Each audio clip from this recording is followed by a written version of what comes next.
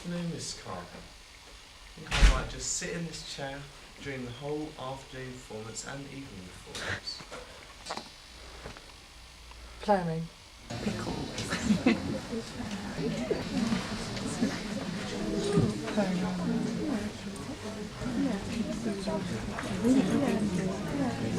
Yeah.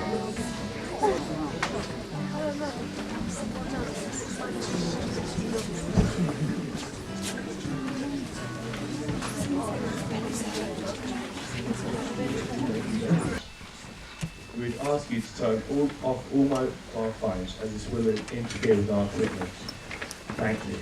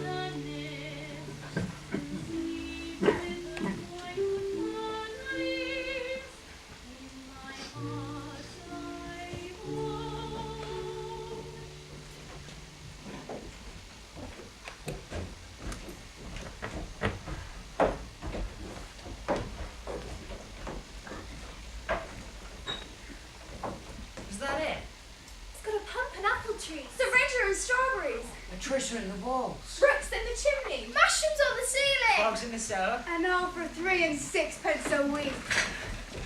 We came to the village in the summer of the last year of the First World War to a scattering of some 20 to 30 houses in a narrow, steep valley. Living down there was like living in a bean pod. A horizon of woods was the limit of our world. But on that first day, we were all lost.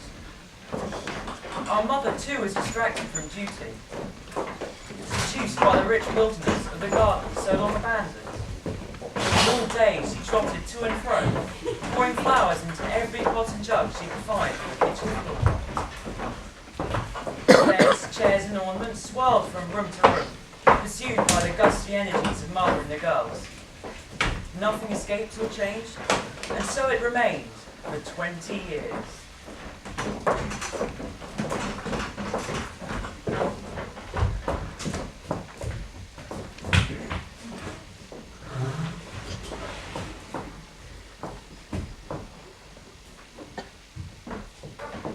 I was still young enough then to be sleeping with my mother. We slept together in the first floor bedroom, on a flock-filled mattress, in a bed of brass rods and curtains.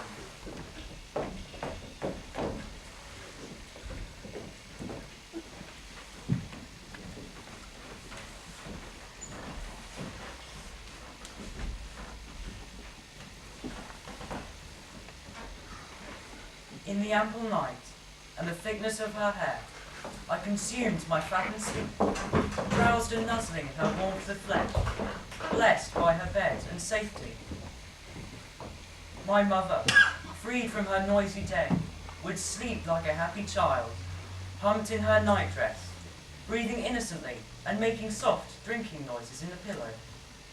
In her flights of dream, she enclosed me with her great tired body, so that I was snug as a mouse in a hayrick.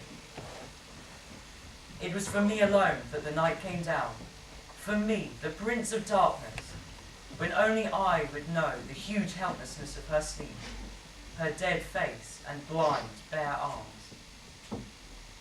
At dawn, when she rose and stumbled back into the kitchen, even then I was not wholly deserted.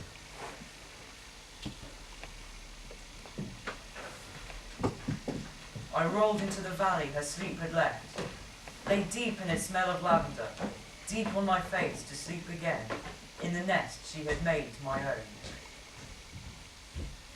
And then, waking one morning in the whitewashed bedroom, I opened my eyes and found them blind.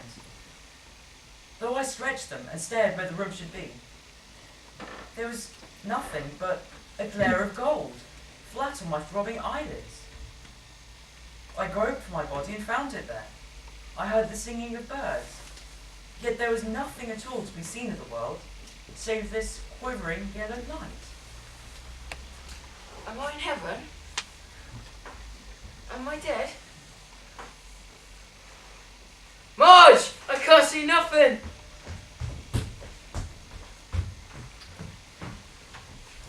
Just look at him. Hop and fetch a flannel dusted up. Donkey's eyes have got stuck down again.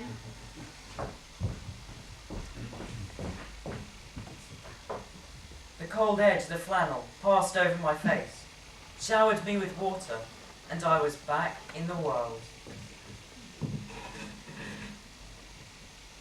Who did it? Nobody see. Your eyes got bunged up, that's all. I'll bung your eyes out, that's what I'll do. Just talking, Dustin, here, boy. I was awake. I could see. I was happy. The world outside was crimson and on fire. I'd never seen it look that way before. Darth, what's happening to them trees?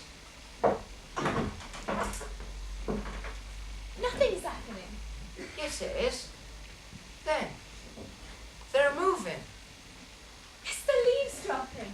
The leaves always drop in autumn. Autumn. Was that where we were? Where the leaves always dropping, there's always this smell. I had imagined it continuous. Something that lasted forever. Like the sharing of my mother's bed, with no change. Forever, those wet flames of woods, burning on and on. Like the bushes of Moses. I was never recalled to my mother's bed again. And that morning, when breakfast was over, my sisters surrounded me.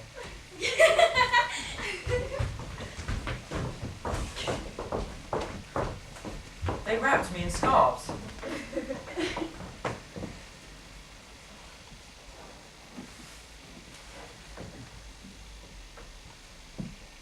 Tied up my bootlaces.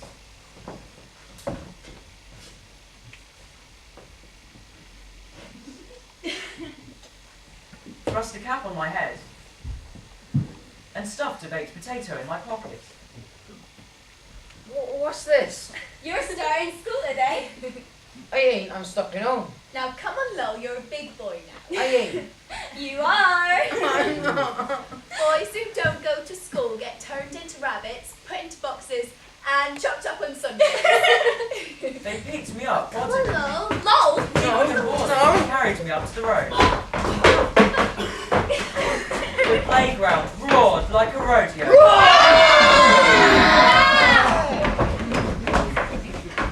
The rabble closed in. They plucked at my scarves, spun me round like a top, screwed my nose, and stole my potato. I was rescued at last by the teacher. He boxed a few ears, dried my face, and led me off to the infants.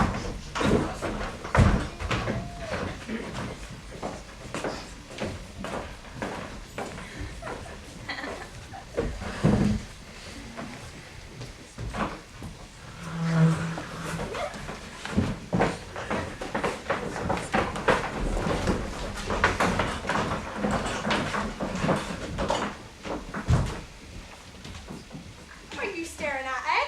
Go on, do tell, you need to be shy. You're wearing a wig. I can assure you I'm not. You are. I seen it. I am not. Now look very close. Is it really a wig? Yes. It is not a wig, and if only you could see me getting dressed in the mornings, you would know it wasn't one either. I spent that first day picking holes in paper, then went home in a rage. What's the matter, Lol? Didn't he like it at school then? They never gave me the present. A present? What present? They said they'd give me a present. Well, no, I'm sure they didn't. They did. They said, you're Laurie, ain't you? We just sit there for the present. So I sat there all day, but I never got it. I ain't going back there again. But after a week, I felt like a veteran and grew as ruthless as everybody else.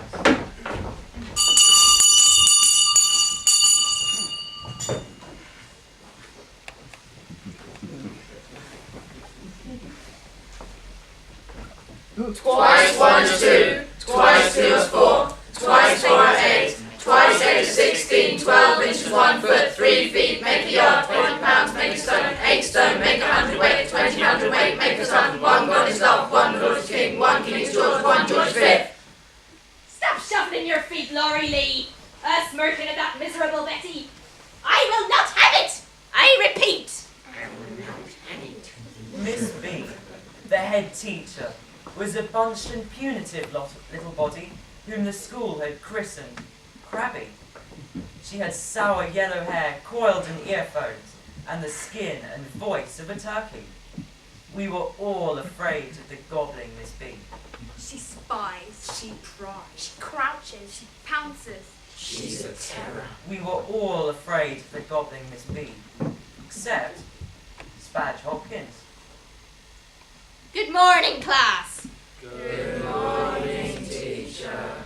Our Father, who art in heaven, Hallowed be thy name, thy kingdom come, thy will be done on earth as it is in heaven. Give us this day our daily bread, and forgive us our trespasses, if we forgive those who trespass against us, and lead us not into temptation, but deliver us from evil. She'd better look out with Crabby B. She'd better. That's all. I can tell you. Forever and ever, amen. Sod it all. and where do you think you're going? If that's any business of yours. Sit down this instant! I will not have it!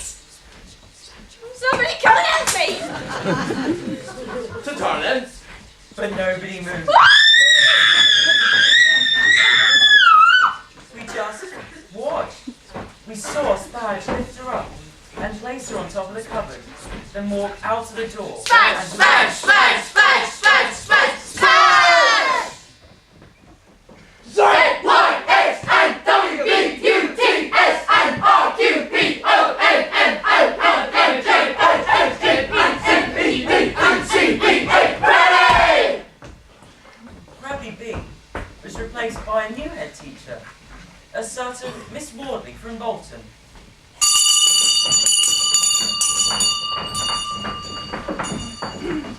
She was more sober than Miss Crabby, her reins looser but stronger, and after the first hilarity of her arrival and strangeness, we began to accept her proper authority. Not that she approved very much of me. Fat and lazy, Laurie Lee. That's what you are. Wake up, you and your little red eyes. Sniff, sniff, sniff. Go out into the road, have a good blow, and don't come back in until you're clear.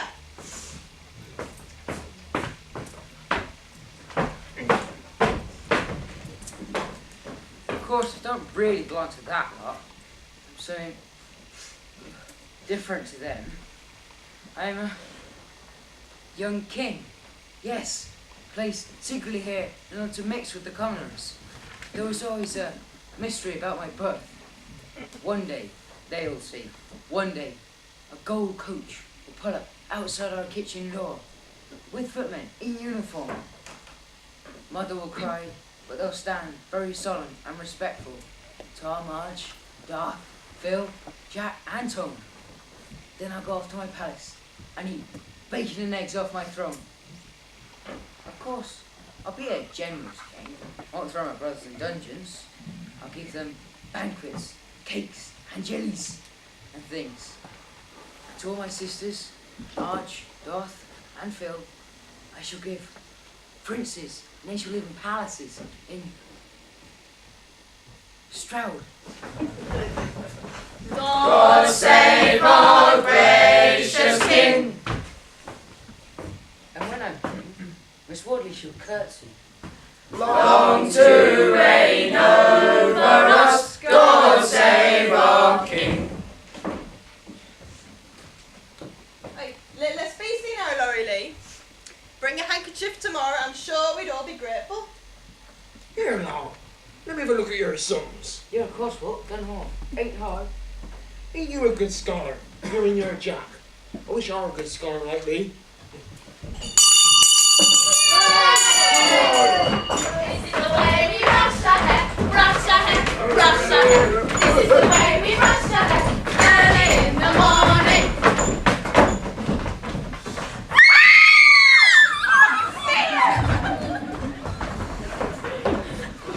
I'm sorry, Nicola. Here, look, Harry, I heard what you said. You be careful, you boys, or I'll tell our teacher. Tell, tell, tit, cock a tongue and slit, and every little puppy dog should have a little bit. Did you hear what I said then? Did you hear that, eh? I told him. Then I've squealed. You're a grub, Walter Kerry. You have the wits of a hen. You're a great, hulking lout of a loaf. You just stay behind, the lot of you. Oh, miss. Of course, when lessons grew too tiresome, we had our traditional ways of avoiding them. Please, miss, I gotta stay home to help with the washing. Oh, you gotta tend the pigs, miss. Me dad's sick. Please, miss, you never learned us that. It's my book, Max. Carrie Burdock pitched that. Please, miss, I've got a gut headache. At other times, we forged notes from our parents, or pretended to be the relations of corpses at funerals. Please, miss, it's me auntie. Smell your cool will, miss. Please, miss, Can I go?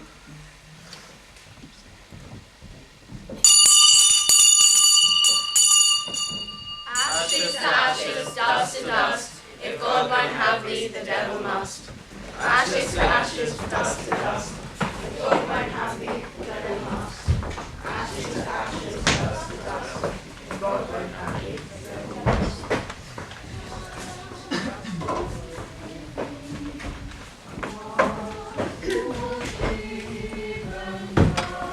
Many a lone coffin was followed to its grave by a straggle of long-faced children, pinched, solemn, raggedly dressed, all strangers to the astonished bereaved.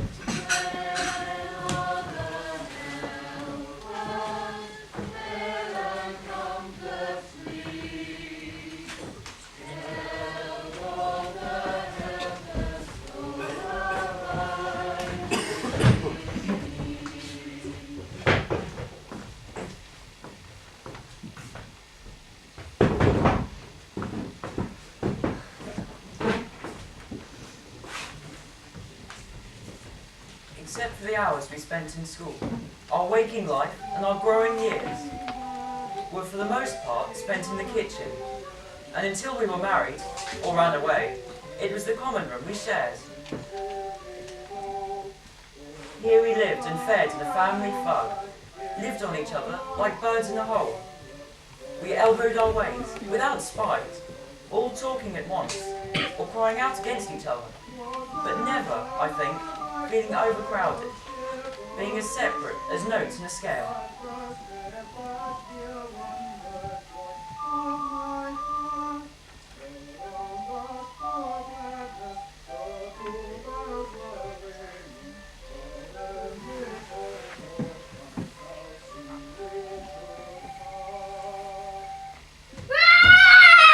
So the pirates! The killers! Big out! See? And the big ship said, "What? Kill him!" See? And the pirates! They waiting up here, see? Then it's dark cannon! They went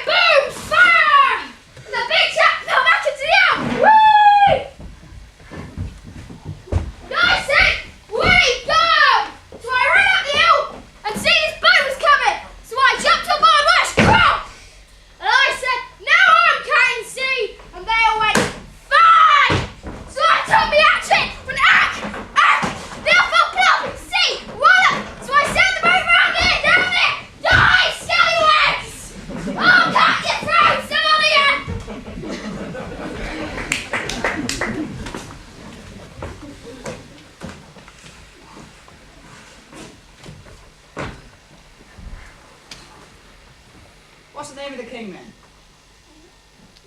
Albert. No, it's not. It's George. That's what I said, you. George. No, you never. You don't know anything. You're feeble. Not as feeble as you anyway. You've got the brains of a bedbug. I said you're brainless. You can't even count. I couldn't hear you. Yes, you did then. Fat and lazy Laurie Lee. Connie. Relax, we'll chase them! Again! Die, you incompetents! I'm all behind with the supper. If only I had promised I wouldn't keep going out, lol! Yes, mother. See if Barry Trill's got a script to you, only ask her nicely, mind you. Ask Jack. It's been his turn now. LOL! Right. Poke around for the matches, dear boy. Damn me if I know where they got to. Oh, light the lamp, will you, and the candles? I can't see what I'm doing here in the dark.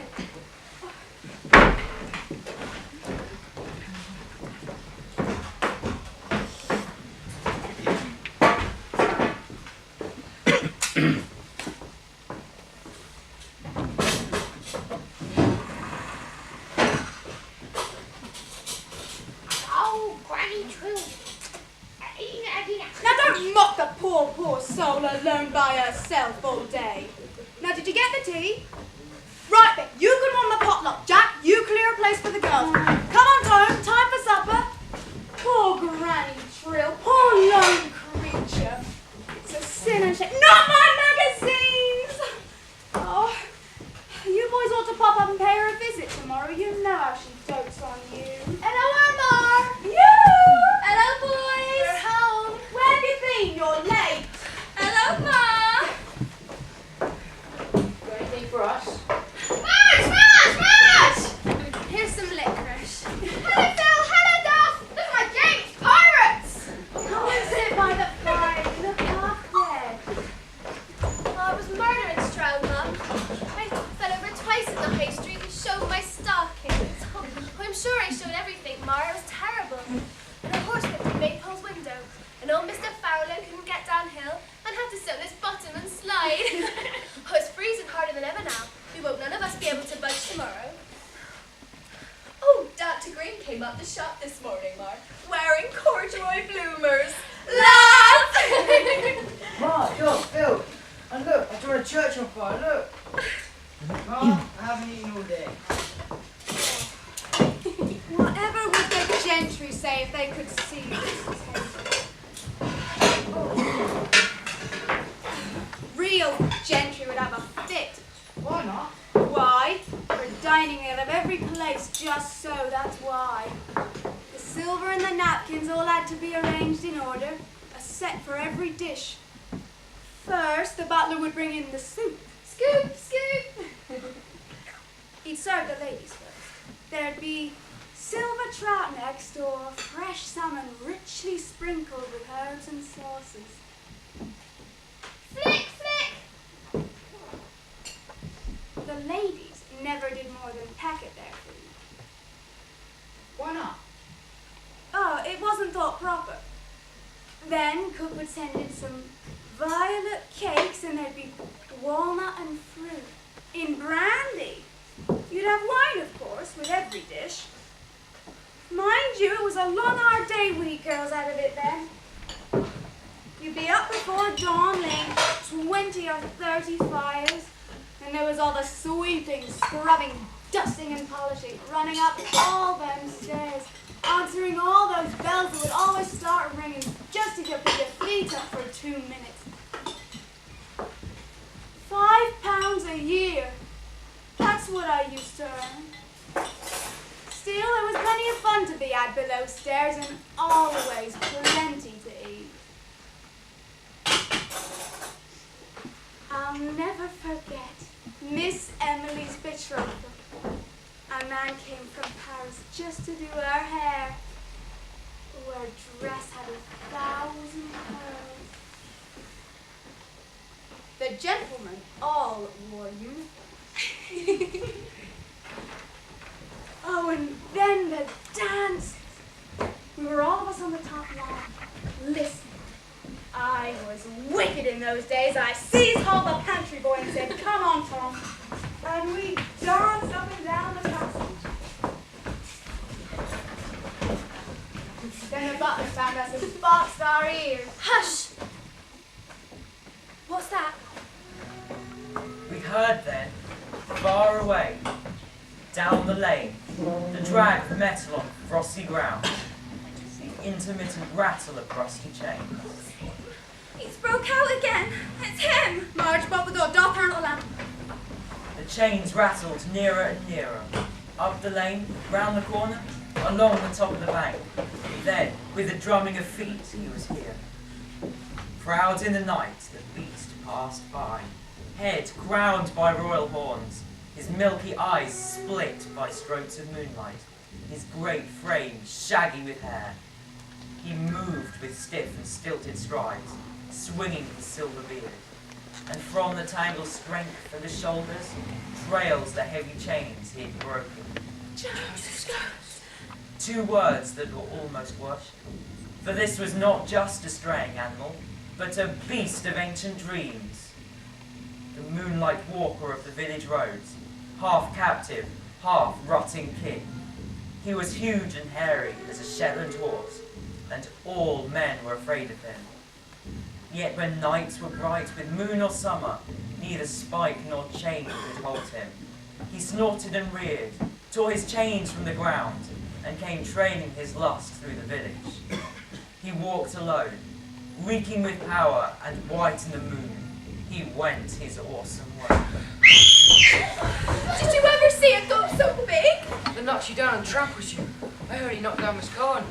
Fancy meeting him coming home alone. Oh, whatever would you do? I'd have a fit. What would you do, Phil?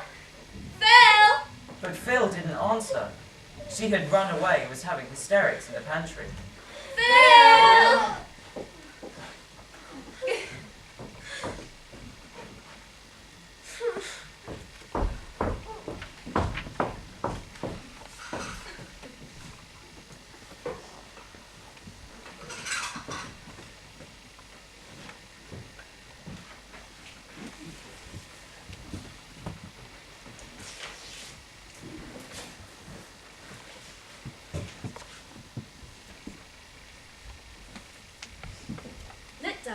I got these bits here for sixpence. I'm going to stitch them all round top here. Well, it's all right. Charlie the Rebel cheeked his dad today. He called him a dufty, he did. I've got scraps, I've got scraps, I've got scraps for my scrapbook. Look at this beefeater, girls. Isn't he killing? You know that boy from the dairy, Marge? The one they call Barnacle Boots? He asked me to spots today. I told him to run a phone. No, you never did. I did. I said I don't want to go to no spots with butter wallopers. You should have seen his face. Do you know the dog we went to Spots and they said children in arms not allowed? We walked a little toad right up to the steps and he wasn't even 2. Harry Lazenberry smells of chicken gall. I had to move my desk. Who's talking, Davy Dick? How many miles to Babylon? 70 miles and 10. Can I get there by candlelight? Yes, and back again. If your heels are nimble and light, you'll get there by candlelight. What can I do to an ice cream slice? Give me some tart, Ma. Give you some tart? Give you some tart? Mother struggled to keep us clothed and fed. There never was much money. The few pounds that our absent father sent us. But it was her own muddlehead that Mother was fighting. Also, her outbursts of wayward extravagance splendidly ignored our needs. The rent was only 3 and 6 a week, but we were often 6 months behind it. There would be no meat at all from Monday to Saturday. Then, on Sunday, a fabulous goose. No coal or new clothes. Then she'd take us all to the theatre. And Jack, with no boots, would be expensively photographed. A new bedroom would arrive. Then we'd all be insured for thousands of pounds. And the policies would lapse in a month. Tell us more about the gentry, Mar. Tell us about Galveston Court. Oh. Well, it was an old house, you know, very dark and rambling. A bit primitive, too, in some ways. But they entertained a lot. Not just gentry, but all sorts. Even black men, too, at times. Now, the master master of the house was a distinguished gentleman and a well-travelled man at that. You never quite knew what you were going to run into in that house. It bothered us girls at times. Well, one winter's night, they had this big house party, and the place was packed right out. It was much too cold to use the outside room, but there was one just along the passage. Now, staff weren't supposed to use it, of course, but I thought, I'll take a chance. I just got me hand on the privy door, when suddenly it flew wide open, and there, large as life, stood an Indian prince with a turban and jewels in his beard. I felt awful, you know, I was just a girl. I wanted the ground to swallow me up. I just bobbed him a curtsy and said, "Pardon, your highness." But he only smiled, bowed low, and said, "Please, madame, to enter." So I held my head up high, went in, and sat down just like that. I felt like a queen. Tell us about the time you went to Aldershot, Mar. Oh, yes! That's the time I was working at this big red house in Farnham, Surrey. On my Sundays off, I used to go into Aldershot to visit my friend Amy Frost. Amy Hawkins, that was, from Churchdown, you know, before she married Ma! Yes, well, this particular Sunday I got all dressed up, and I do think I looked a picture. I'd my smart lace-up boots, striped blouse and choker, new bonnet and crochet work gloves. I'd got into Aldershot much too early that day, so I just wandered around for a bit. Oh, we'd had rain in the night and the streets were shining. I stood quite alone on the pavement, when round the corner, without any warning, came a full-dressed regiment of soldiery. I stood there transfixed. All those men and just me, I didn't know where to look. The soldier in front, oh, he had beautiful whiskers, raised his sword and cried out, "Aye, right." And then, would you believe, the drums started to roll and the bagpipes started to play, and all those wonderful lads, as they went swinging by, snapped to attention and looked me right in my eyes. It quite took my breath away. Those pipes and those drums and that salute, all just for me. I just cried. It was so exciting. I'd love a soldier to look at me like that, let alone a regiment. When I'm king, I'll command a parade of grannies. Omar's talking's made me thirsty. Be it, dear duck, fetch me a cup of tea.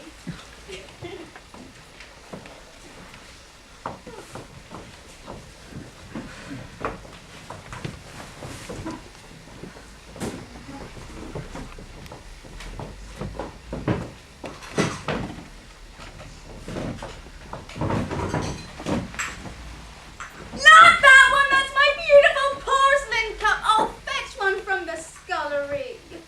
Old China's mother was gambling and illicit love, all stirred up together. The sensuality of touch and the ornament of a taste she was born to, but could never afford. She hunted old China for miles around, though she hadn't the money to do so. She haunted shops and sales with wistful passion, and by wheedling guile and occasional freaks of chance, she brought several fine pieces home. She would stroke them and dust them, or just stop and gaze at them in different lights, broom in hand, and sigh and shake with pleasure. She couldn't keep any of them long, however. Sometimes, but rarely, she made a shilling or two profit. But usually her cry was, "Oh dear, I really should have. I was foolish. I really should have asked for double."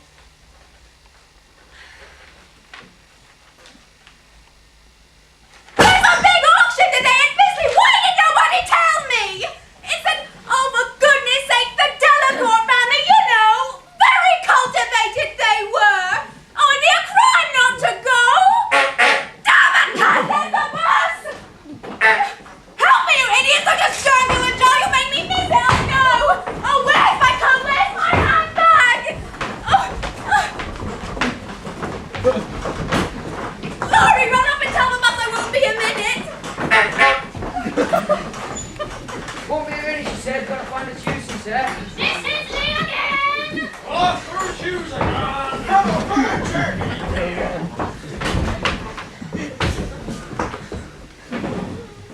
Puffing and smiling, hat crooked, scarf dangling, clutching her basket, she had come at last, hobbling through the stinging nettles, and climbed, hiccuping, into her seat. Then she'd call out to us. I shan't be mine, of course, just looking. Spurred! That evening, as we were just about to have tea, we heard her calling as she came down the bank. Phil, Dad, boys, come and see. Mud-stained and flushed and just a little shifting, she came hobbling through the gate.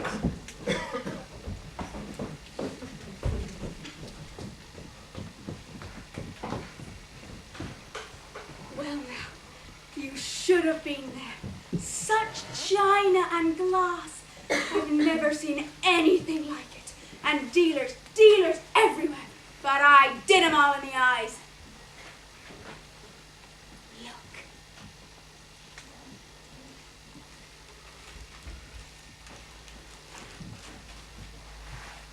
Isn't it beautiful? She pulled from her bag a bone cup, paper thin, exquisite and priceless. Of course, I could get those bits riveted. There's 2 men coming down the garden and got a big package. Oh yes, I'd quite forgotten. That came with the cup and saucer. It was all one lot, I just had to get it. But I'm sure we'll find it helpful.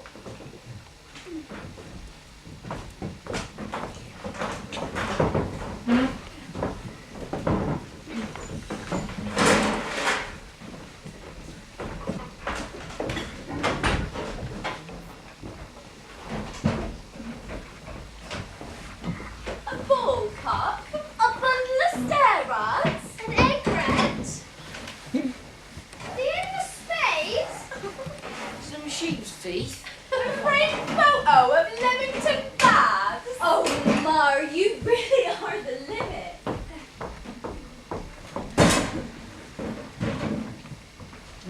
Look, it's freezing again. It's snowing!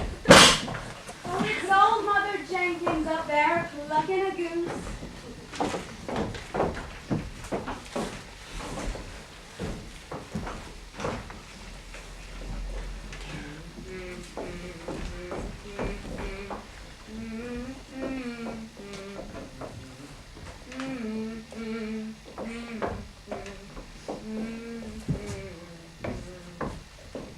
North wind and blow, we shall have snow, and what will the robin do then? He'll sit in a pond, keep himself warm, and hide his head under a wing.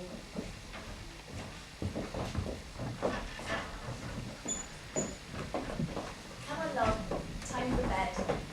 Boys went up on the ground. Look at the poor lamb, he's back to the boys. Let's try and get him up. Half waking, half carried, they get me upstairs. It's cold in the bedroom. There are no fires here. Shivering I sway while the girls are dressing, giggling around my buttons.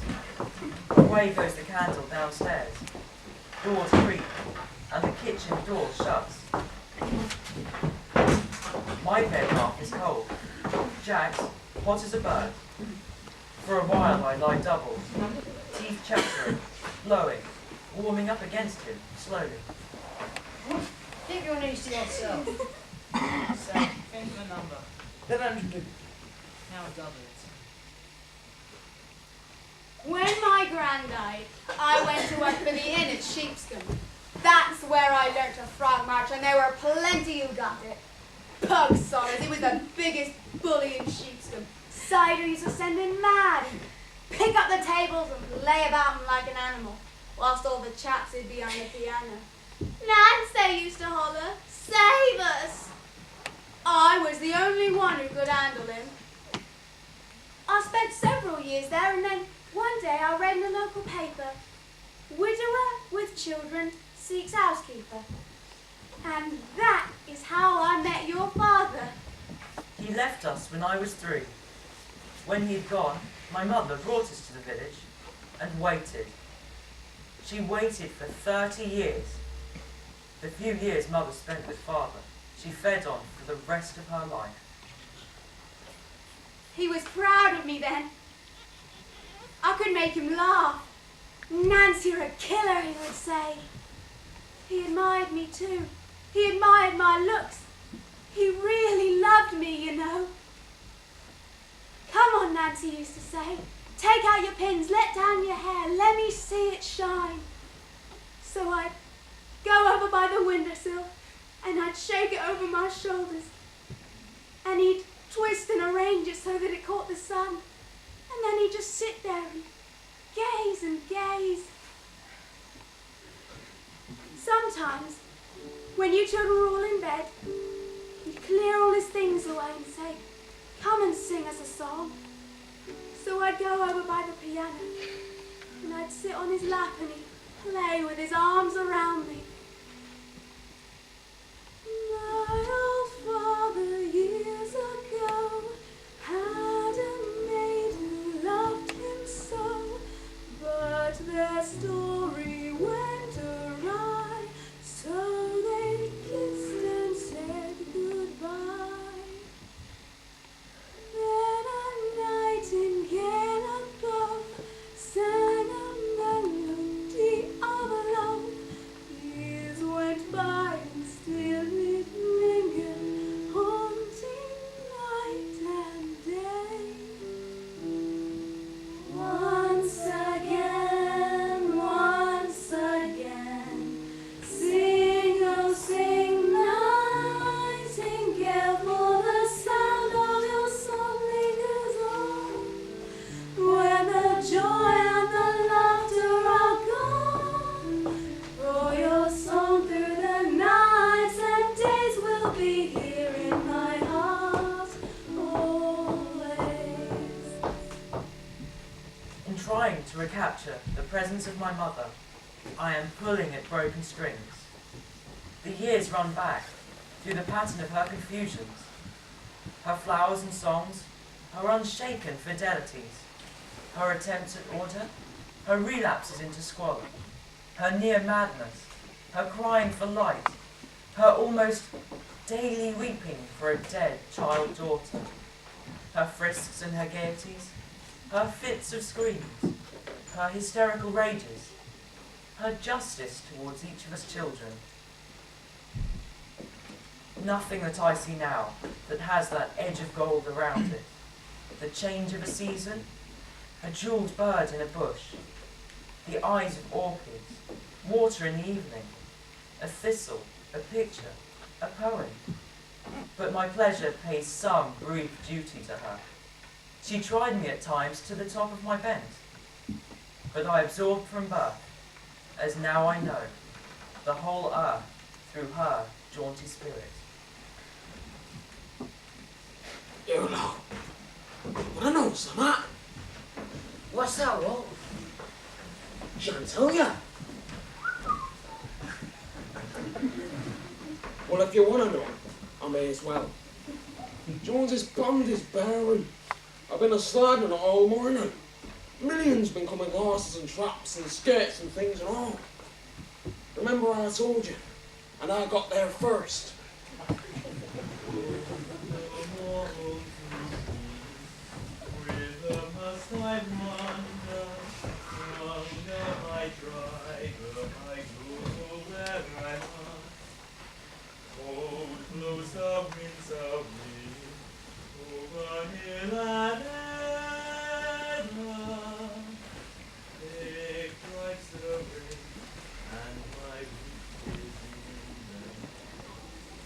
A boy, time fixed in ice, his cheeks with summer dyes, his mouth a rose devouring rose, his fur throat petrified. O fabulous and lost, more distant to me now than rock-drawn mammoth, painted stag, or tigers in the snow. You stare into my face, dead as 1,000 years. Your sparrow tongue sealed in my mouth, your world about my ears. And until our shadows meet, till time burns through the ice, thus frozen shall we ever stay.